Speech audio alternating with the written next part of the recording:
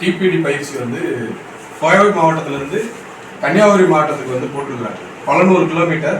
இன்றைக்கு வந்து 14ஆம் தேதி 17ஆம் தேதி அட்டன் பண்ண சொல்லியிருக்காங்க. 15, 16 ஆசிரியர் தேர்தலில் பல ஆசிரியர்கள் வந்து பணியில் இருக்காங்க. அப்போ முன்கூட்டியே தகவல் வந்து தெரிவிக்கல.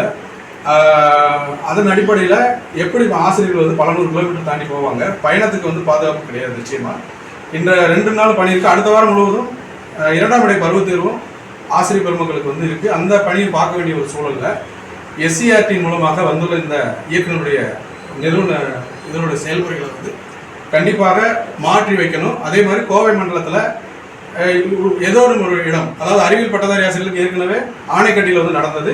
அதே போன்று அனைத்து பயிற்சியுமே, அனைத்து பாட பட்டதாரி ஆசிரியர்களுக்குமே பயிற்சியானது கோவை மாவட்டத்திலேயே நடத்த வேண்டும் என்ற ஒரு வேண்டுகோளை நம்முடைய முதன்மை கல்வி அலுவலகத்தில் மதிப்புமிகு நேர்முக உதவியாளர்கள் உயர்நிலை மற்றும் இடைநிலை ஆகியோருடன் இந்த இது வழங்கப்படுகிறது.